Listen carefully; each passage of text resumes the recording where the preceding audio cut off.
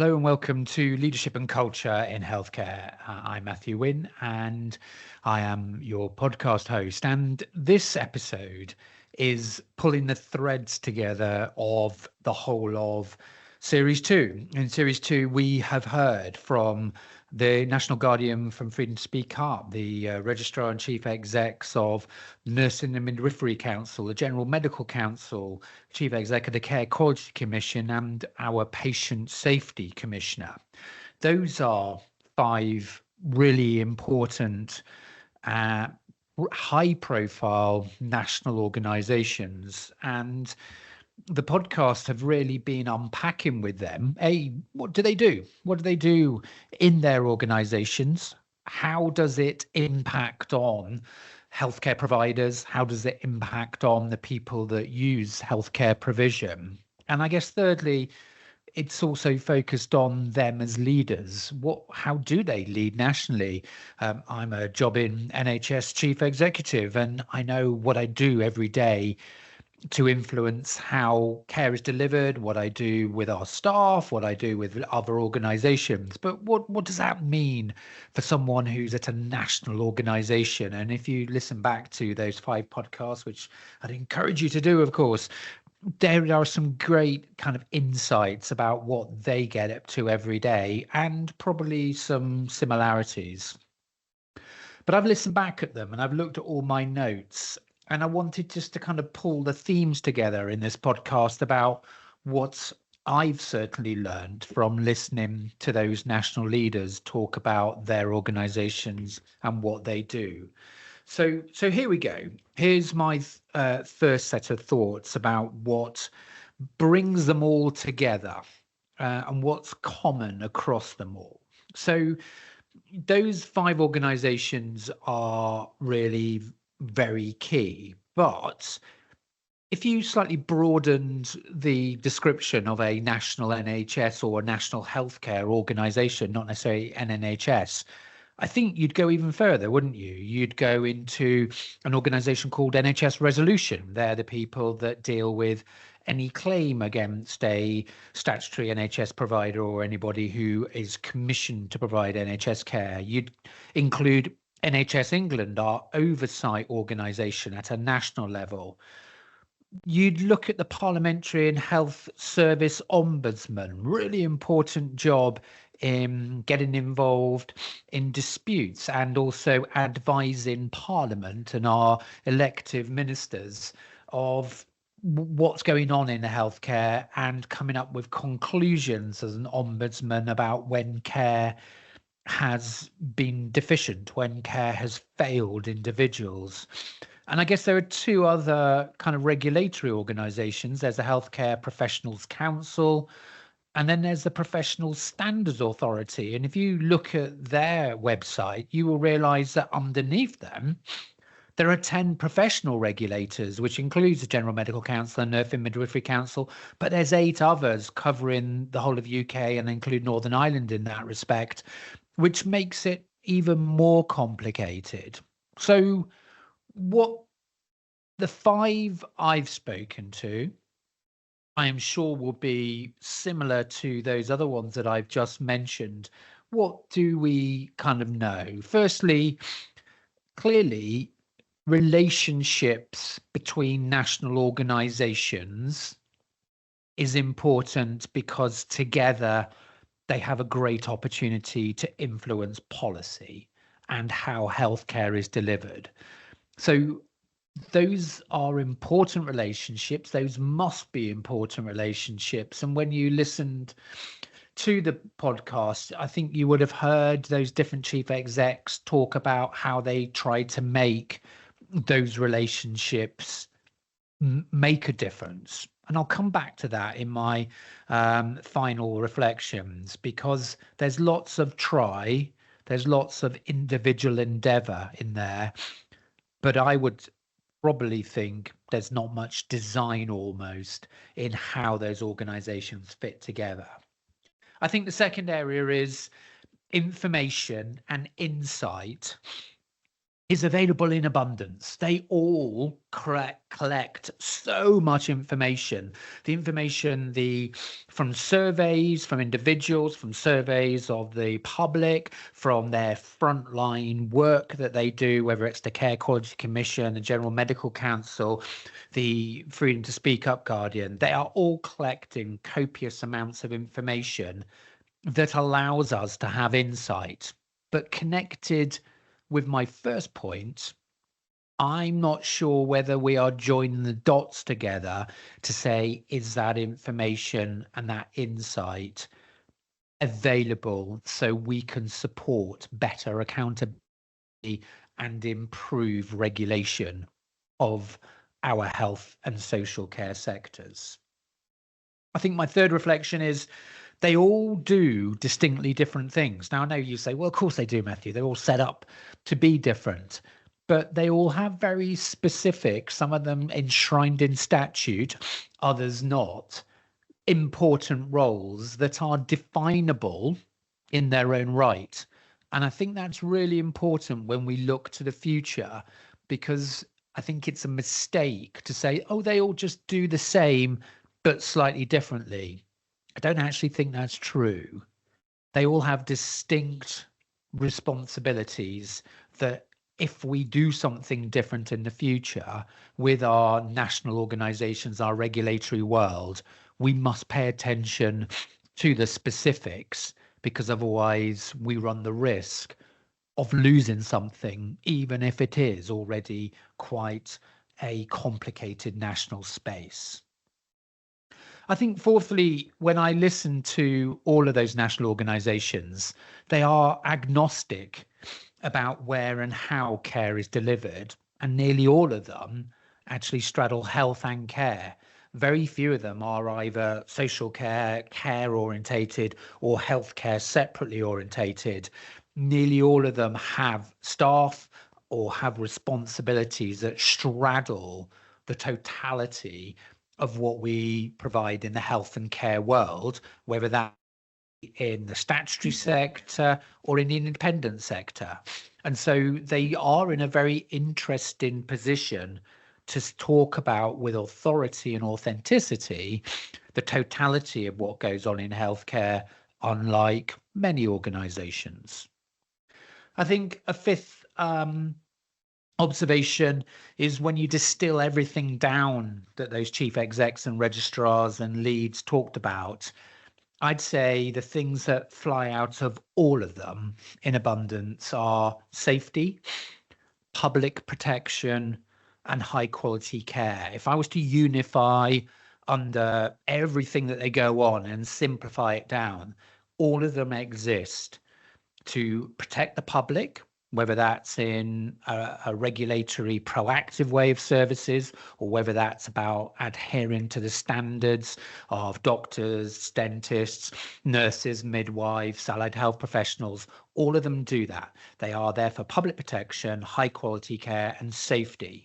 Now, I know there will be raging arguments and people will be saying, oh, but Matthew, they don't do that. Look at the information that's come out recently on the culture and the Nursing Midwifery Council, or look what's come out in actually the CQC.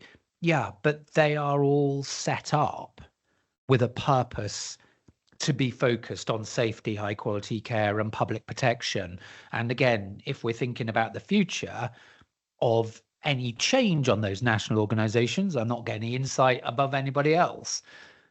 Those three must be a core requirement of anything in the future, that it must be about those three domains.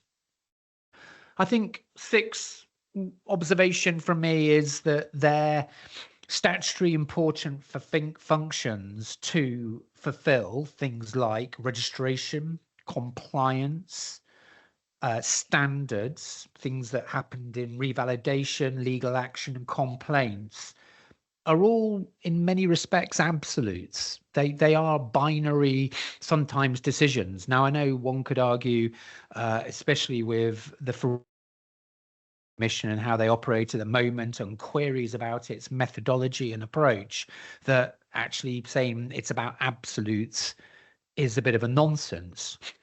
But if we are to get to a position when we're saying if someone is to be on the registration to have a professional qualification, whether a nurse, midwife, doctor, dentist, etc., allied health professional, it's an absolute, are they fulfilling the requirements or not? And that's why some of the elements on compliance, on the registration elements of those national regulators are so important, because the public look to them, which is why the public can refer into them to say, I do not believe that person is fit to be blah, blah, blah, blah.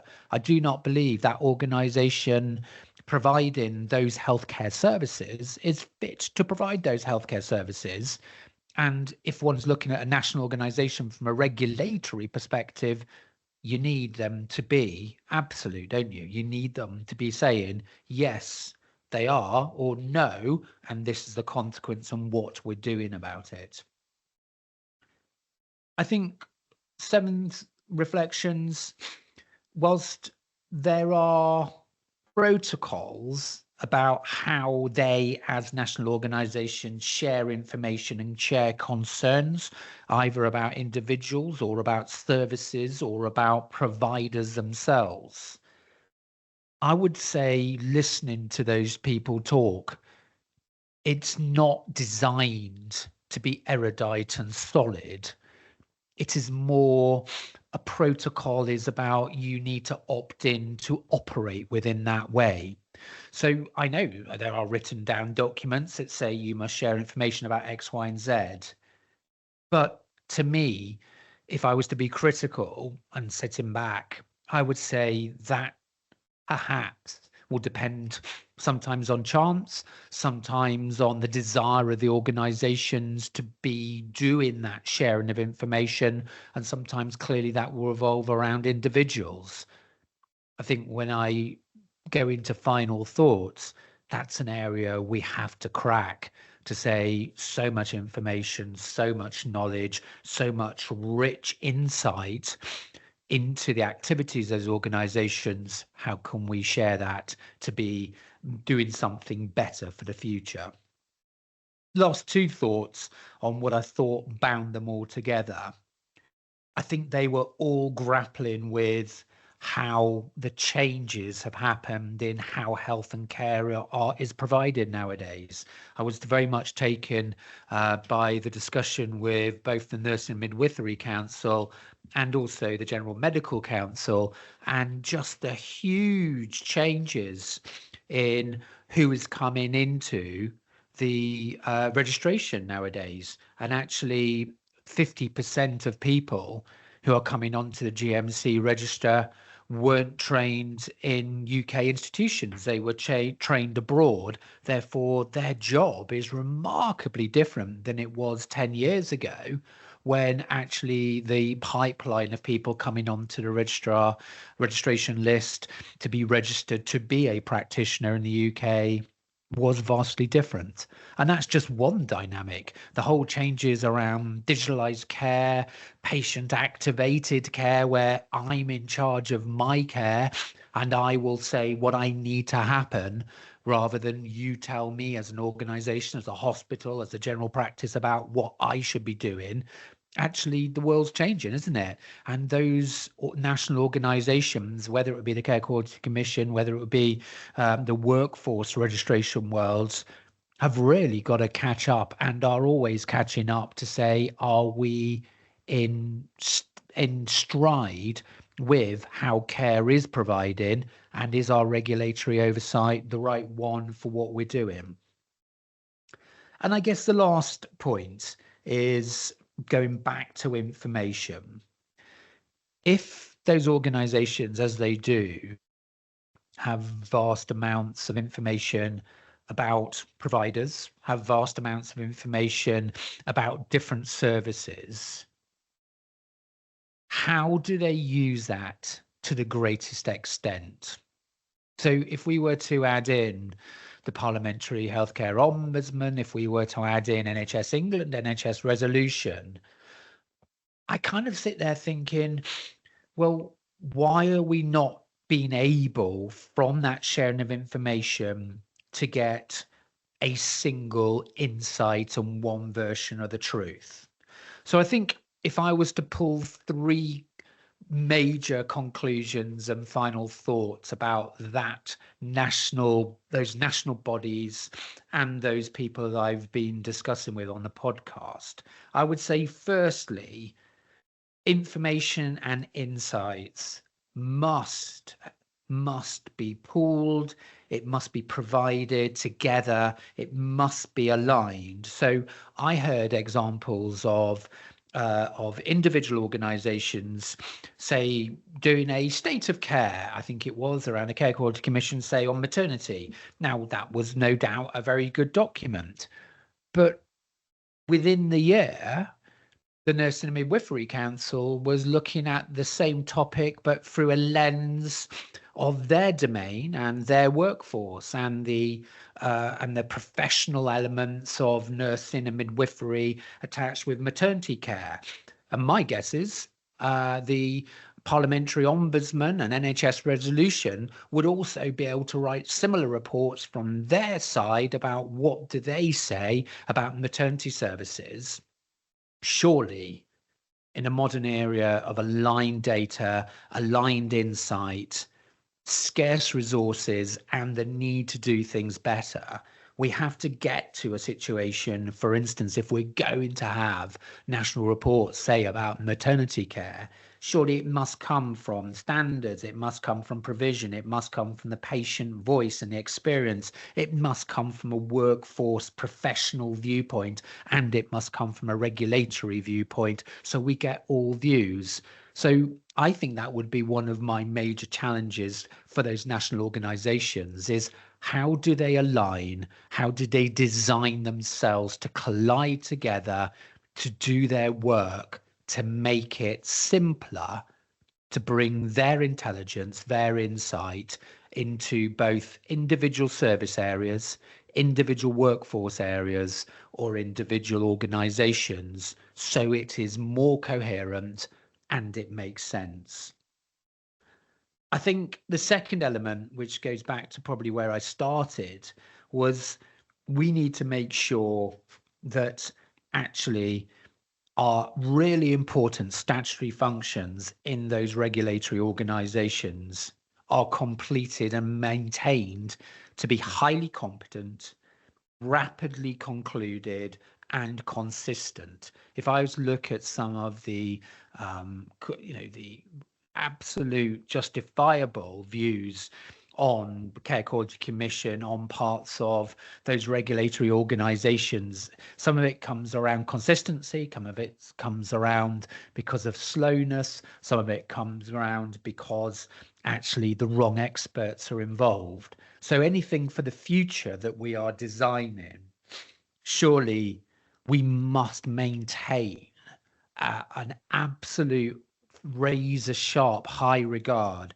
for undertaking those really important functions, but do them expertly well, and therefore invest in experts being involved in the regulatory space and in a proportionate way, but make sure that things are done on time and there is consistency in how they go about their affairs. Those are really important, I think, to ensure that we have faith, we have continued support for those regulatory organizations.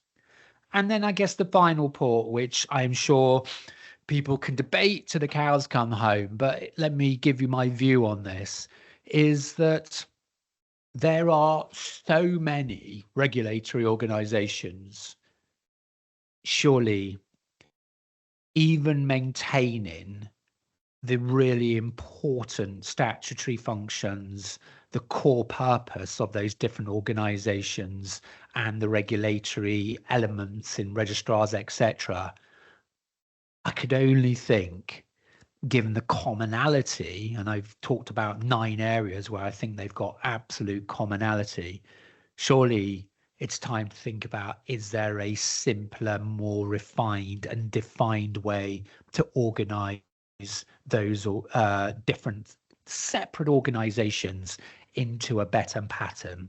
And I will say at this point, though, I have never been a subscriber that actually organizational form is the most important determinant of how functions are delivered.